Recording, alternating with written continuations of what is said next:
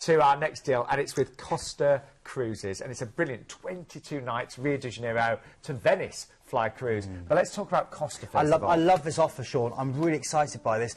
Great itinerary, and of course with Costa, the wonderful flavour of Italy brought to us here from this big brand that's part of the Carnival fleet. I put two things together. Costival. It's a good idea, isn't it?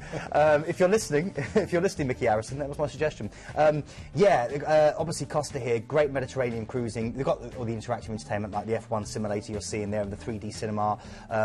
Great kind of shows on there, kind of spec magicians, and great spa facilities as well on board. They really, really do. Now, this whole ship is based on the film industry and on great famous films. So they've got a Gone with the Wind themed Lido area, you know. I know you don't give a damn, but the thing is, 2012 it was launched. It's a really, really good brand new ship. That was a gag, I know. I know. It's 114,000 tons. They've got a great selection of different international cuisine, like that sushi. Obviously, it's an Italian-style ship, so the pasta and pizza on board is second to none. But it really is international cuisine, and great shows as well. Again, you get that slice of the West End. I love Costa ships. Joe Farkas, who designs for Carnival, always really goes out of his way to design. Look at this. It looks amazing. Absolutely spectacular things where around every corner your eyes are just visually stunned by a wealth to look at. I'm just thinking, you know, bear in mind you're away for over 3 weeks. Again, another cracking price. It's a really quite an unusual itinerary, isn't it? Let's show you the map, actually, because we're flying you from London Heathrow over to Rio de Janeiro, and you actually have 2 nights in a 4-star hotel there, don't you? Yeah, the Olympic City coming up. Look, you can see the Sugarloaf Mountain in the back there, absolutely fantastic. It's a wonderful, wonderful city. The Christ the Redeemer, the Art Deco statue which overlooks the whole of Rio de Janeiro. And again, look at that wonderful image there. They've got the beaches like Copacabana.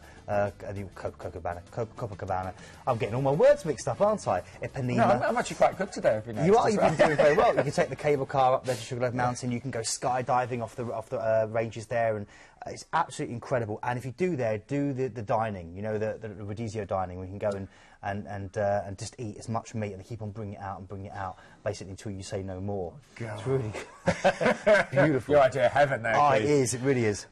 Anyway, you've seen 2 nights there, and then this amazing 20-night cruise. The first day's at sea, isn't it? It is. Day at sea, lush day to explore that wonderful, beautiful ship, and then you're in Salvador, capital of happiness. This is the first colonial capital in Brazil. You're getting an idea here of some of the wonderful shoreline and beaches you're going to be seeing. This is where capoeira. Have you ever heard of capoeira, the wonderful Brazilian martial art that was developed by the slaves as a way of keeping fit? It was developed here. It's also used in dance a lot. It's absolutely fantastic. You've got a great chance here to go and see all the churches. This whole place is full of beautiful, beautiful churches which you can go and see with loads of abundance of gold leaf, but it's known as a beach capital, and a great nightlife here as well. So party, beaches.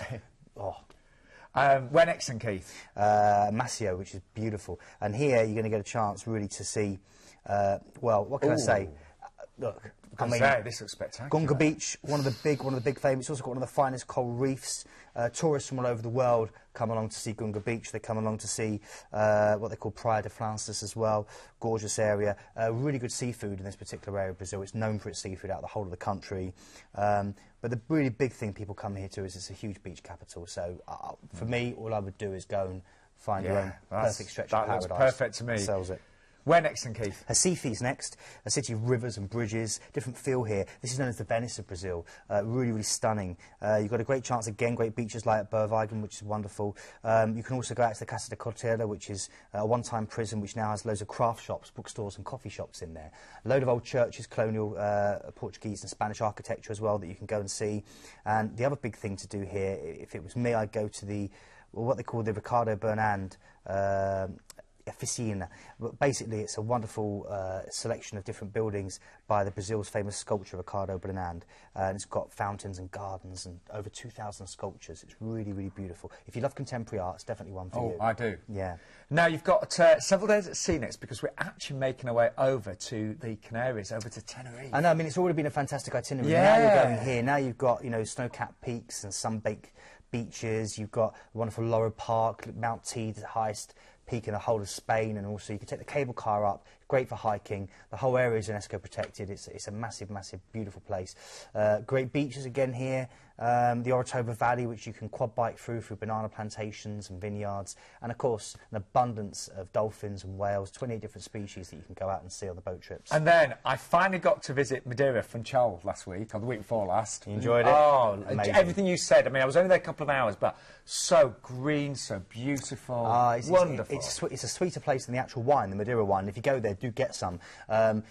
Great for the beaches, it's wonderful for the botanical gardens, yeah. The whole place is in bloom. They've got a wonderful covered market. Basically, it's, what can you say, it's like cobbled streets, quaint museums with a dash of the Garden of Eden and also a bit of Edwardian Britain thrown in as well. Wonderful architecture. Go and get afternoon tea at the Reed's Palace, like Winston Churchill used to do, and overlook the whole of the lush cliffside. Beautiful. Really is a very, very special place. Now, day at sea, then Malaga. Yeah, Moorish delight. This, of course, was the prime capital, really, of Spain during the Arab occupation. My big favourite thing to do here is to go to La Alcazaba, which is the hillside fortress, beautiful gardens. If you're going to walk down from there, go through to La Maquita, which is the one-armed woman, which is the half-finished 16th century cathedral, which is absolutely beautiful. They ran out of money, that's why it's only got one arm. And go visit a wine cellar as well. This is the birthplace of Picasso, and it's known for great art. There's a great museum dedicated to him, and it's also known for brilliant, brilliant wine. And I haven't even mentioned the Alhambra and Granada, which you can go and see as well. And then a couple of days at sea, so just on this fabulous ship, and we're heading over to Malta.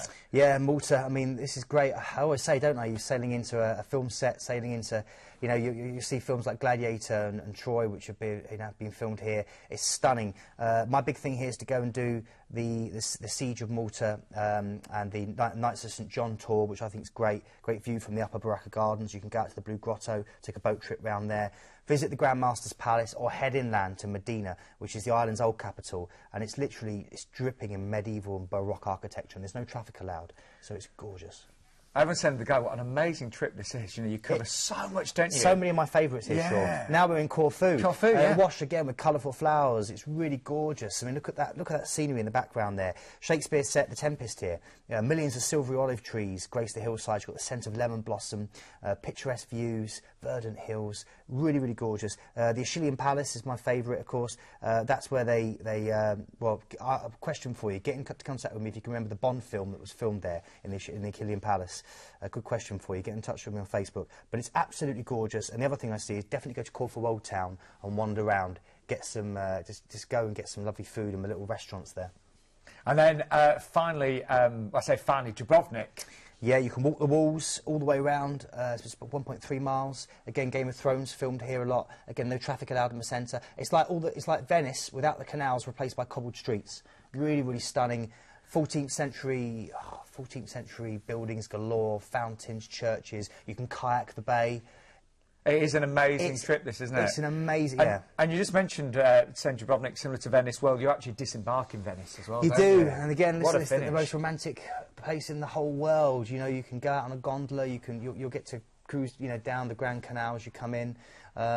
Get lost in Venice is the big thing I say. You know, just don't even take a map. Just keep on walking, and you'll find something absolutely beautiful. You've got Murano for the glass, and you've got the Lido, where, of course, Lord Byron used to go and swim. It's a stunning place. Now, just very quick, I know we are nearly out of time on this one, and remember the call centre are there to help if you need extra information, 0800 781 5462. My advice, although we've got a great price on the inside, you can upgrade to the outside. I think it's just, works out about £5 per person per night.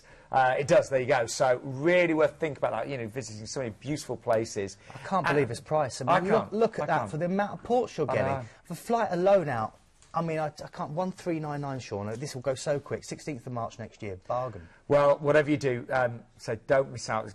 I know we've got such a huge audience that tune in every single Sunday, and of course Tuesday at 8 o'clock, but I think I agree, the deals just seem to get better and better. I think it's because we're getting more and more customers booking, of course, as well. We are, and again, the cruise company is now coming to us and saying, have this, please, put this on. It's great. It's great to see.